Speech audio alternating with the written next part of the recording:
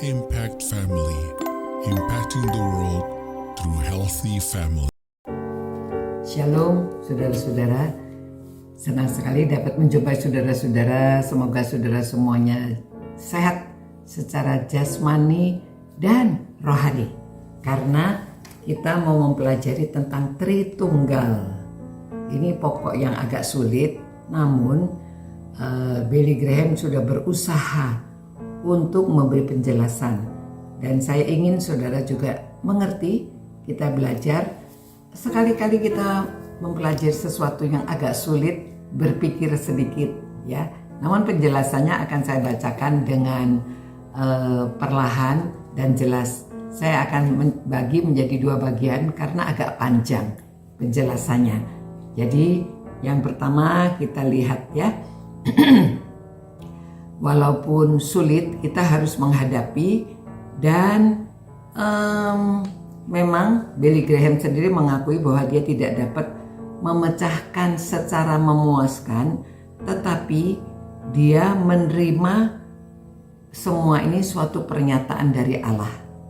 Dia katakan ya, bahwa Alkitab mengajar kita bahwa Roh Kudus adalah pribadi yang hidup.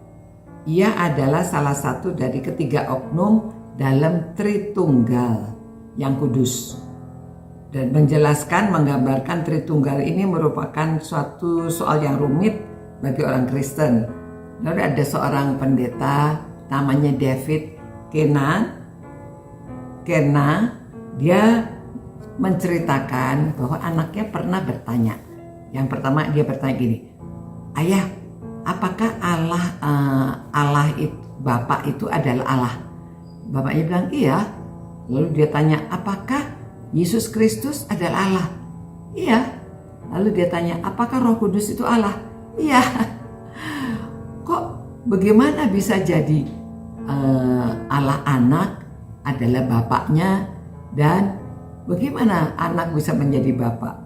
Lalu pendeta ini menjelaskan begini, mereka sedang di dalam mobil, jadi dia jelaskan, lihat ya, di dalam mobil ini ada aki mobil, tetapi dari aki itu kita bisa pasang lampu, tapi kita juga dengan aki itu kita bisa membunyikan klakson, ya, tet bisa membunyikan klakson, tapi dengan aki itu juga kita bisa start mobil, memulai mobil, start, mobil bisa jalan dari satu aki. Nah, itu yang dijelaskan oleh pendeta itu untuk menjelaskan secara sederhana kepada anaknya ya. Mungkin itu juga boleh kita terima supaya mengerti ya. Jadi Alkitab sungguh mengajar kita tentang realitas Tritunggal, baik di dalam perjanjian lama maupun perjanjian baru ya.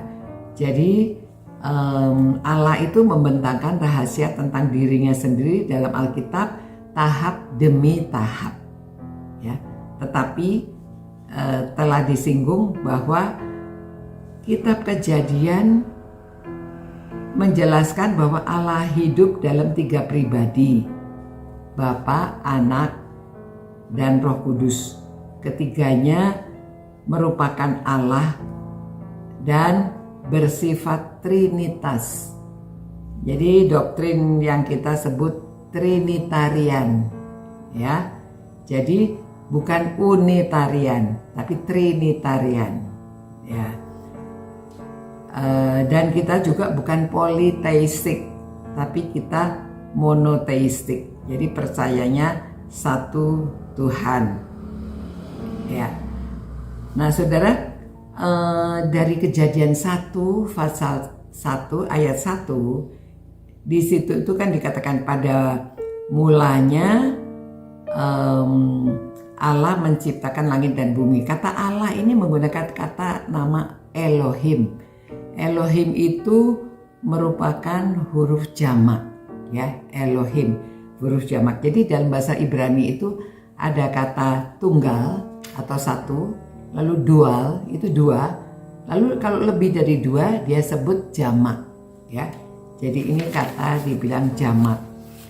Nah, dan juga penafsir Matthew Henry menjelaskan bahwa kejamakan pribadi dalam kepenuhan Allah, Bapa, Anak, dan Roh Kudus. Jadi nama jamak dari Allah itu menguatkan iman kita dalam doktrin Tritunggal. Walaupun dalam Perjanjian Lama kurang banyak diuraikan, tapi nanti di Perjanjian Baru lebih banyak diuraikan. Nah, di dalam Perjanjian Lama kita lihat bahwa Kejadian 1:26 disebut begini ya, baiklah kita menjadikan manusia menurut gambar dan rupa kita, supaya mereka berkuasa atas ikan di laut dan burung-burung di udara dan ternak dan untuk dan ternak di laut, ikan-ikan di laut dan burung-burung di udara atau ternak dan seluruh bumi dan di atas segala binatang yang melata yang merayap di bumi ya.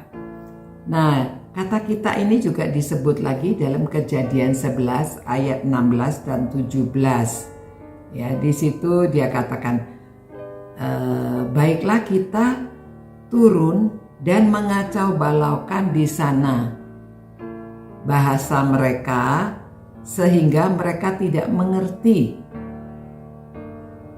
lagi bahasa masing-masing. Dikatakan kita, jadi ini pakai kata kita ya. Juga pada waktu Yesaya diutus dikatakan begini ya, siapakah yang akan kuutus dan siapakah yang akan pergi untuk aku? Ada yang tulis aku, tetapi sebenarnya untuk kami ya, dalam bahasa Indonesia ditulis siapakah yang pergi untuk kami. Jadi kata jamak ya.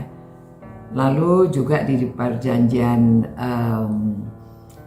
Trinitas ini dalam Perjanjian Lama, dalam Perjanjian Baru juga dijelaskan tahap demi tahap. Ya, kita lihat amanat agung Tuhan Yesus ya. Dia katakan dalam Matius 28 18 sampai 20, dia memerintahkan pengikutnya menjadikan semua bangsa itu muridku dan membaptiskan mereka dalam nama Bapa dan Anak dan Roh Kudus. Dan ajarlah mereka melakukan segala sesuatu yang telah kuperintahkan kepadamu. Dan ketahuilah aku menyertai kamu senantiasa sampai pada akhir zaman. Jadi pada waktu Yesus meninggalkan mereka merasakan bahwa mereka disertai. Ini mengharukan sekali ya. Tuhan Yesus akan menyertai mereka sampai akhir zaman. Jadi ini juga untuk kita semua. Memang kita diberi mandat, tetapi kita disertai. Jadi saudara-saudara, mungkin untuk saat ini kita membahas sampai di sini dulu, supaya saudara tidak kejenuhan terlalu banyak yang saudara terima. Tapi mari kita menerima dengan iman bahwa Allah Bapa, Anak, dan Roh Kudus, ketiganya adalah Esa ya. Tuhan, terima kasih bahwa Tuhan menyertai kami di dalam menguraikan firman Tuhan. Dan biarlah semua orang yang merenungkan firman-Mu ini bisa menjadi jelas, terbuka hati dan pikirannya, dan sungguh mengerti tentang kepribadian Allah, kepribadian Roh Kudus, dan Tuhan Yesus. Terima kasih Tuhan. Berkati kami semua, agar kami menjadi anak-anak-Mu yang setia, dan juga mengerti iman kami jalankan dengan penuh pengertian. Dalam nama Yesus kami berdoa, amin. Ya saudara-saudara, nanti kita lanjutkan lagi supaya saudara mulai mencerna dan memikirkan. Sampai berjumpa, ciao. Impact Family, impacting the world through healthy family.